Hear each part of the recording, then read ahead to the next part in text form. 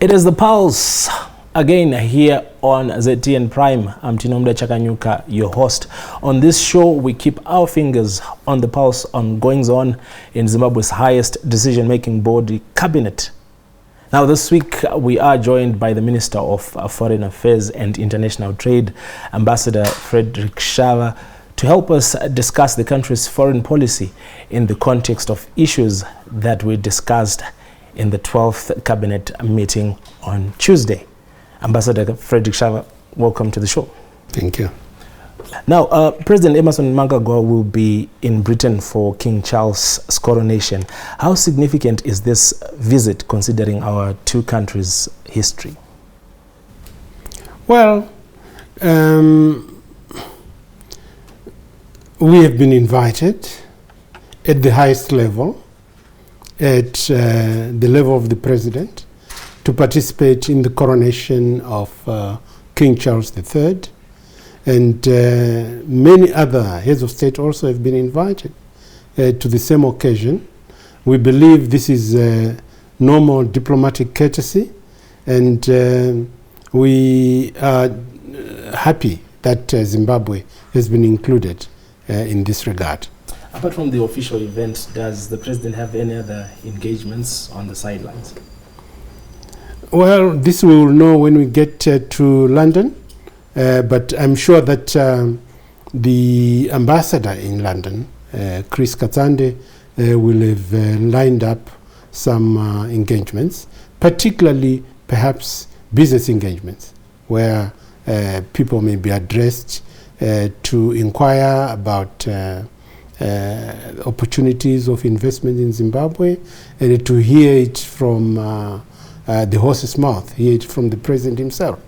Much has been said about Zimbabwe's re-engagement drive. How has this drive evolved over the years?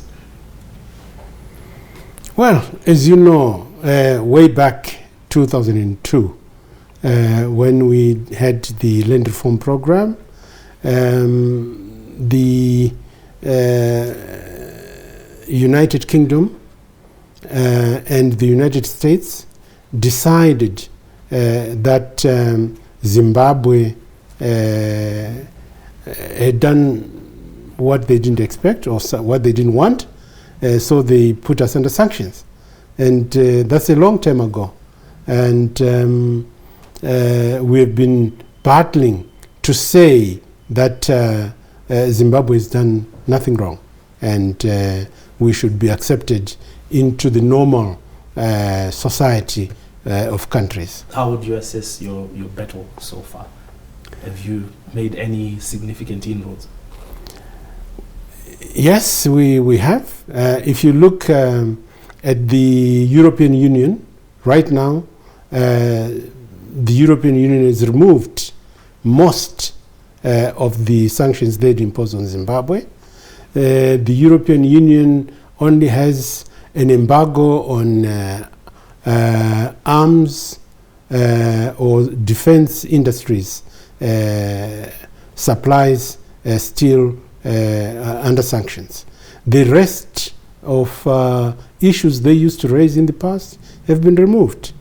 And it is also important to note that even in countries, in the United States itself, we are doing business as usual, as it were. Do you see our relations with these countries improving going forward?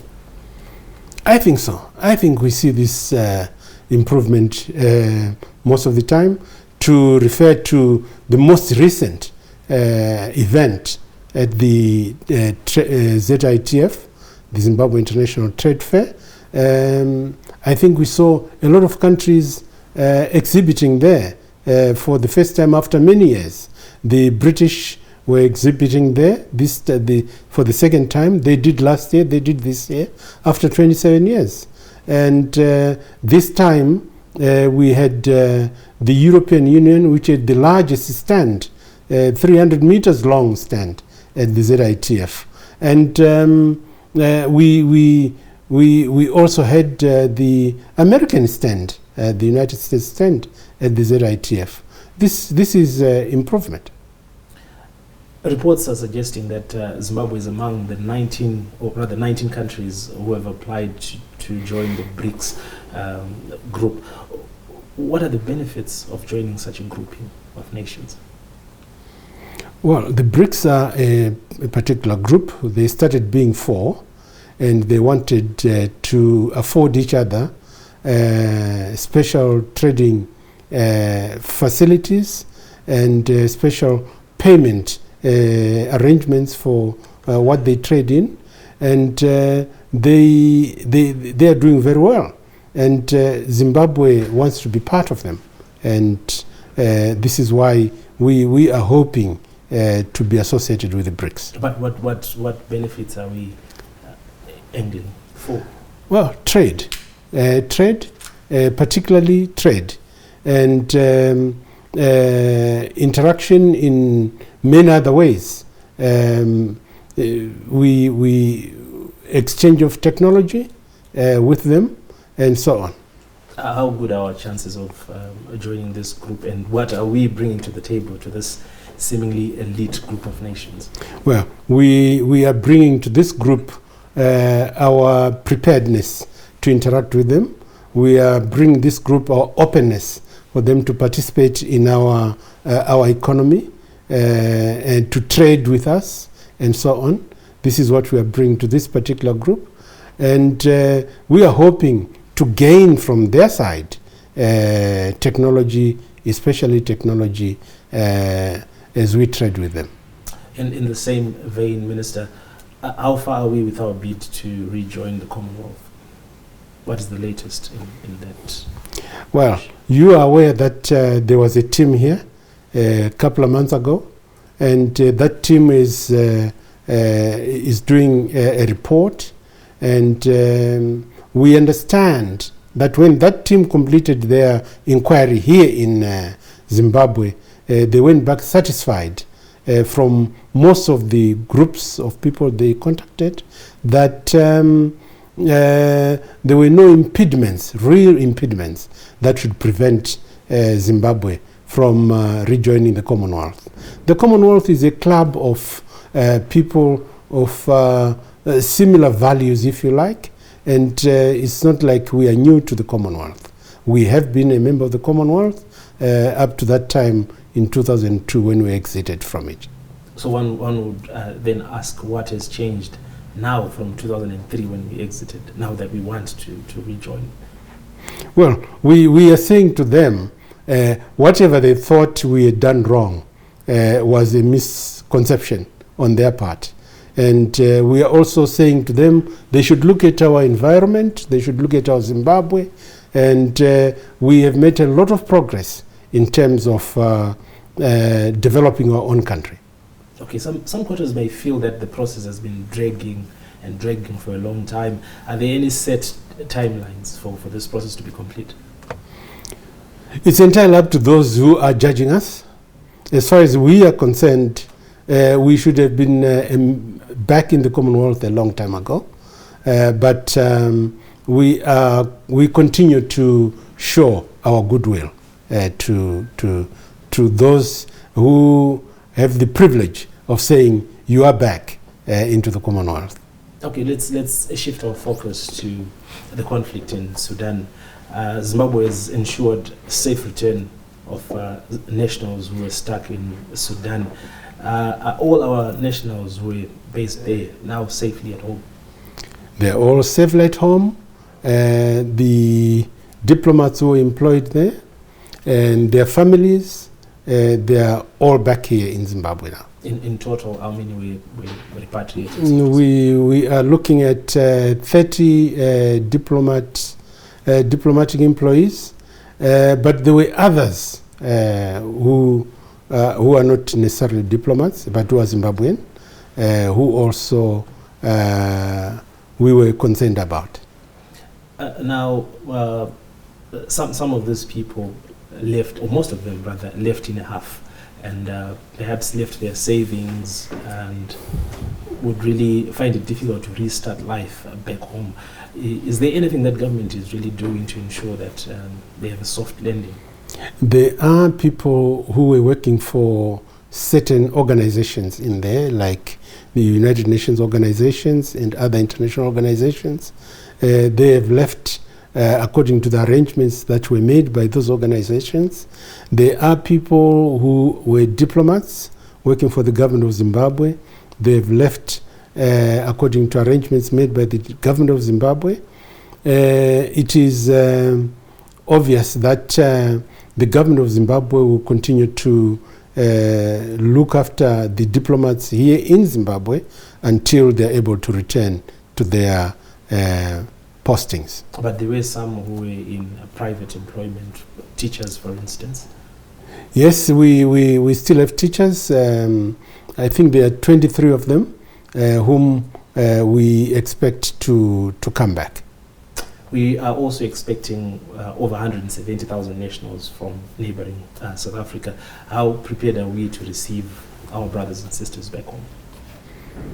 It is our responsibility as a country to receive our nationals from anywhere they may be back into Zimbabwe.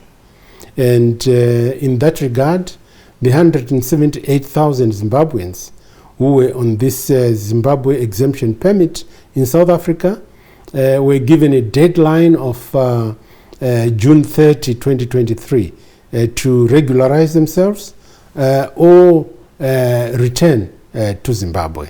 As we get to that date of 30th June, we expect that will be inundated with a number of them coming back. Again, there are concerns that some of these people, if not most of them, will likely return home to destitution since they are not employed. Is government in a position to assist them again with some soft landing? Government will assist them to come back home, to join the rest of the Zimbabweans who are home, and to put their efforts in building the Zimbabwe we want. It's not every Zimbabwean who is in Zimbabwe who has got a lot of comfort. They will have to work in the areas that we think are possible. They will have to find areas of interest in agriculture, in mining, in whatever other pursuits of their particular interest, and get engaged in there to earn a living. In almost linked subject to the one that we were discussing, there are Zimbabweans, Zimbabwean nationals who were trafficked to nations such as Oman, and we have managed to repatriate some of them, but there are some who are still stuck there. What efforts are in place? We continue to explore possibilities, first of identifying who they are, and second of trying to repatriate them back to Zimbabwe. And we have been successful in some cases in that some Zimbabweans who went there under false pretenses have since learned that they were being cheated by whoever recruited them, and our diplomatic services in that part of the world have been employed to try and, one, identify who they are, two, assist them to come back to Zimbabwe. But these cases keep on recurring, and others may feel that there isn't much work being done around raising awareness around human trafficking and dissuading people from falling for such dubious opportunities. Yeah, this is really the situation which we must all work on, to sensitize people and to say to them they can be in danger if they are cheated in this particular way. We must also discourage Zimbabweans who recruit them, because these people don't know about the existence of these opportunities in quotation marks, but they are recruited by people who probably make money out of the exercise. On that note, Honorable Minister, I should thank you very much for joining us here on The Pulse. Thank you, Tino. That was the Minister of Foreign Affairs who was taking us through a number of issues around Zimbabwe's foreign policy here on The Pulse. Be sure to join us again next week, same time, same place, as we keep our fingers on the pulse. Pleasant viewing.